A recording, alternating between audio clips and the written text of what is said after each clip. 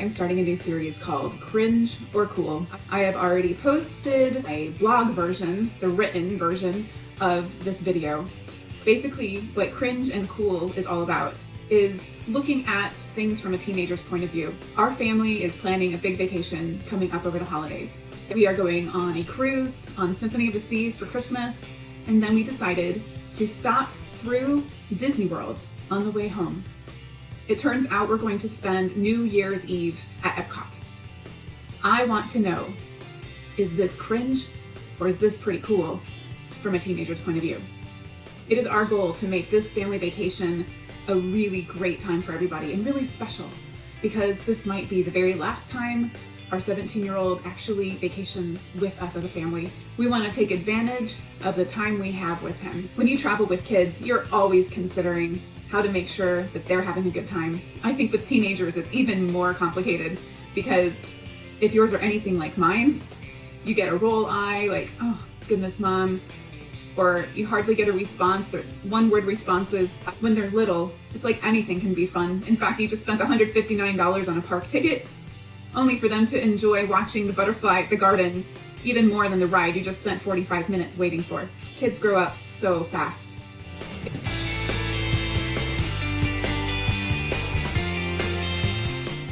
It's amazing that just a few years ago, we were at Disney with our elementary school kids. They were having the time of their lives, filled with wonder, being able to understand quite a bit of what was going on, singing all the songs, meeting all of the characters. Time flies. They're all grown up now. My oldest is 17, going off to college next year. My youngest is going into high school next year. So this year, we're pulling out all the stops. We researched what the best teen cruise is. Symphony of the Seas is number 1 on the list, at least one of the top 5. We decided to do 2 adjoining cabins so that we can spread out a little bit. Each of us gets to sleep on a bed rather than anyone having to sleep on the couch or share a bathroom with 4 people. So I would say Symphony of the Seas is definitely cool. Thumbs up. 1 cabin with 4 people, cringe. So that's why we did 2 cabins. Definitely cool. But today we're focusing on Disney. I don't know how many teenagers love Disney still, especially the guys. I could tell by the look on my son's face that going to Disney was going to be tolerable. That was the vibe I got. Originally, we were going to go to Vero Beach.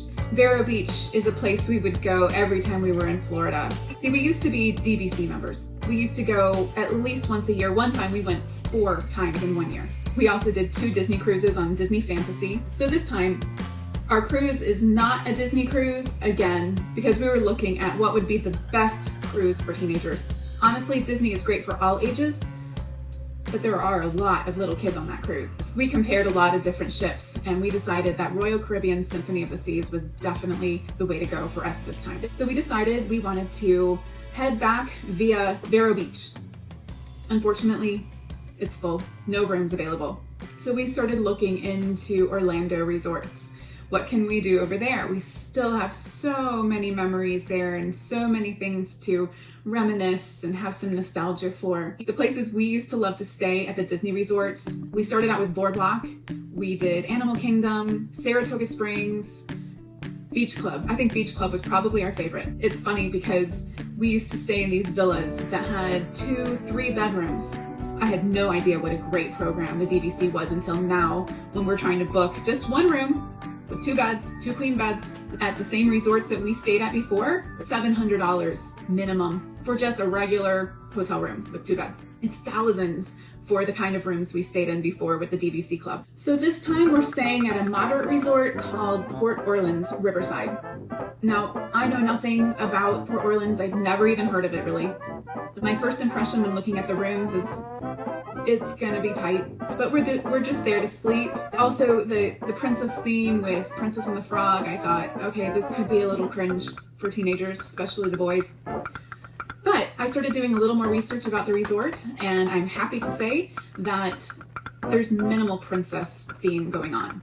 It's more New Orleans and Mardi Gras. So you'll see a lot of masks, you'll see a lot of jazz references and bayou.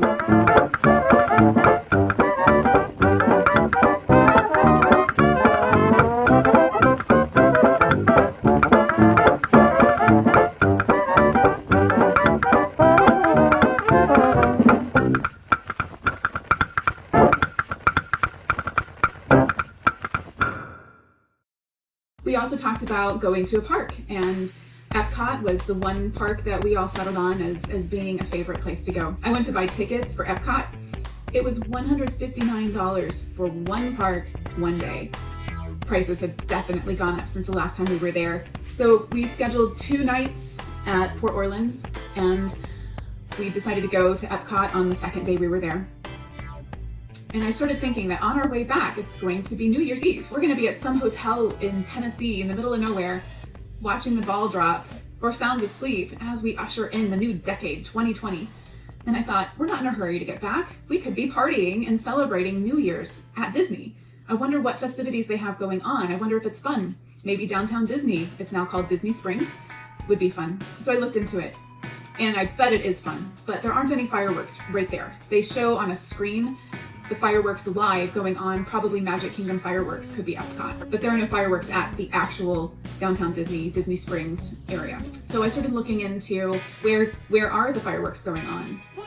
Hollywood Studios has them. I think Coronado Springs has them. Maybe the Riviera Resort has them. Magic Kingdom, of course, and it turns out that Magic Kingdom also has the exact same festivities going on the night before on the 30th, and of course, Epcot. Epcot was the place we decided we wanted to use our park tickets for. And I just started to wonder, what would it be like if we didn't go the 30th, instead we went the 31st? Would that be just crazy? Yes, I think it will be absolutely crazy, but once in a lifetime experience for us to be with 100,000 people partying, ushering in the new decade. That definitely is a better idea than being in a hotel room in the middle of nowhere watching a ball drop from New York.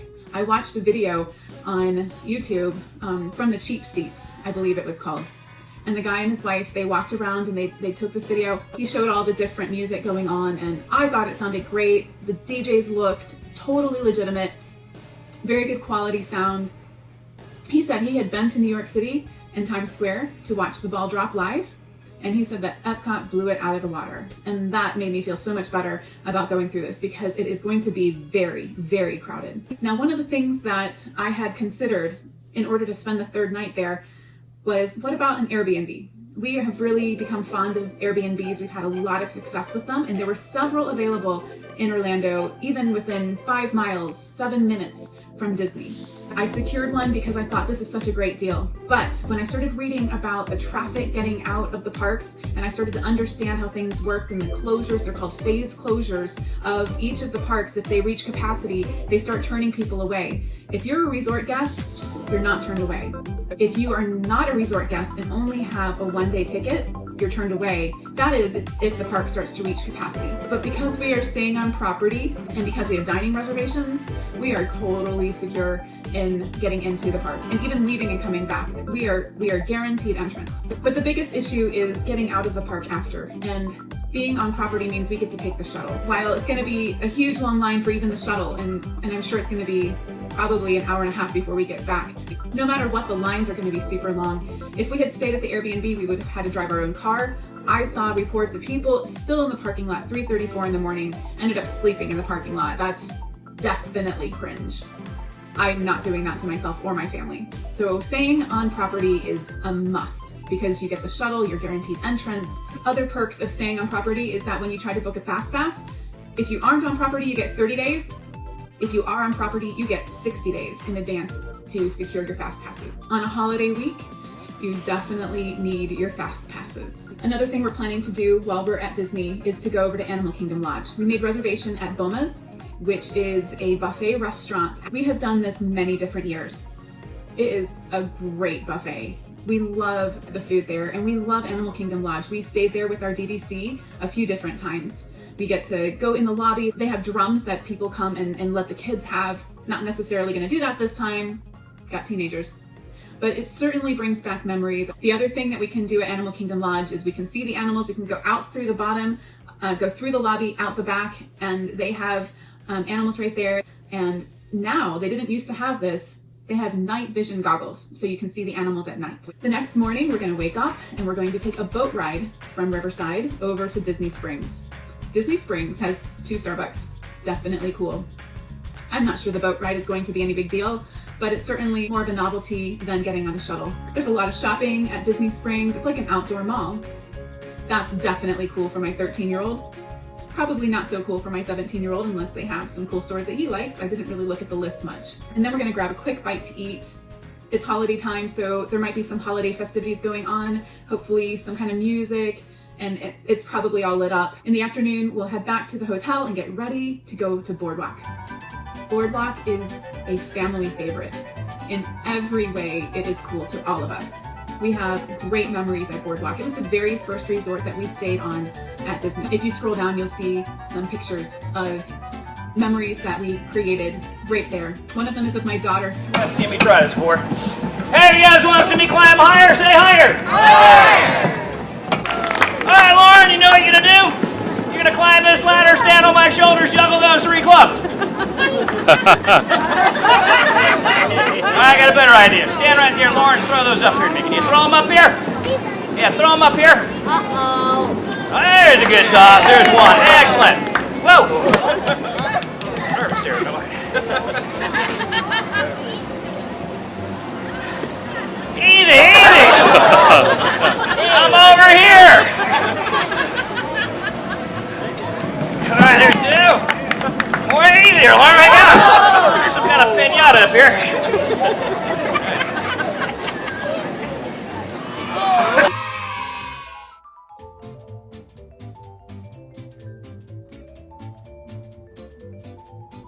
Performer. Very cute. Another picture is of my husband with the street performer. He got kicked out of the crowd. The performer, and the street performer was miming, trying to get my husband to directly in his copy whatever he was doing. Very cool. Handed my husband a banana. Then he motioned for my husband to do the same. We're all like, oh, this is gonna be funny. He caught it.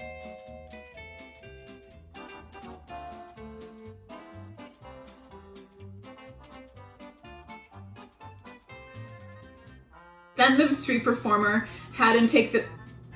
But then the street performer took his banana and threw it behind his back, up in the air, and caught it right in his mouth. My husband tried to do the same thing, and it ended up hitting this woman straight in the face. It was so funny. I have a video of it. I couldn't get it uploaded. It wouldn't work on my computer for some reason. All of us. All you can hear is just me cracking. Another thing that we've always done when we go to Boardwalk is anyway, needless to say, seeing the street performers at Boardwalk is 100.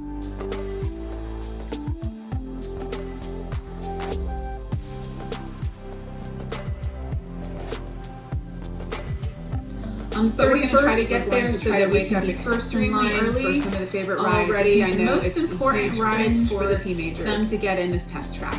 That I can tell is #1 for the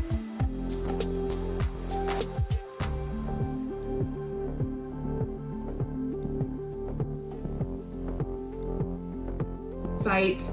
And a Soarin'. So those are called touring. So those are probably 2 of our. And they have a list of.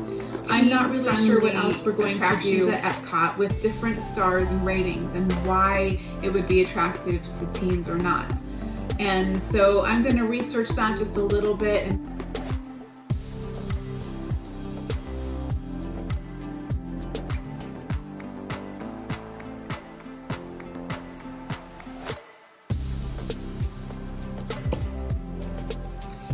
our first reservation of the day is at Chefs de France, and that is also family tradition. We love the food there, and it's just something we always have to do every time we go to Epcot. We're gonna take our time, just chill. It's gonna be a very, very crowded day. We did do the dining, so there's not no hurries to get back out there because all you're gonna be doing is standing in a crowded.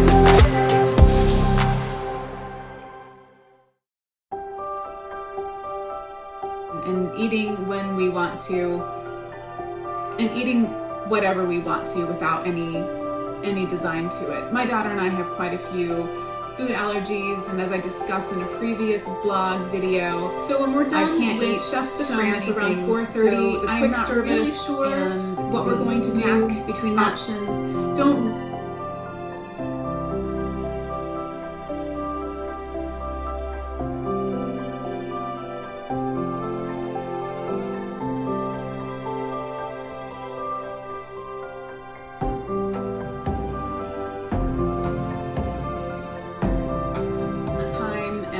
11:10 for food.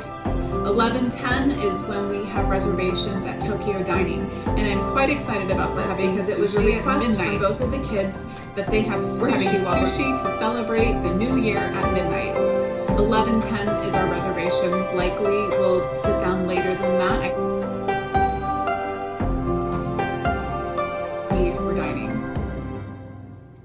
But what's very cool about Tokyo Dining is that it's a fantastic view. There's a window that covers the entire wall facing out toward the fireworks. So a lot of people sit right at the window and they can see. There's also a balcony outside and it's down below, so it's not blocking the people sitting there. They also have the sound now. I don't know if they always did, but now they do. They have the sound inside the restaurant. So you can hear the narration, you can hear the music, so it's like you're right there. And they said we can always get up from our chair, because we can get up from our chair, we can go to the window, or we can go outside to the balcony if there's room anywhere. We can go watch the fireworks and then come back in and... No. While people are waiting for the fireworks to start, we get to go find our seat in this restaurant and just relax a little bit. Now, all that partying is going on, but we will have been doing all that since 7 o'clock. That's when the DJs come, and every world in the showcase has live music.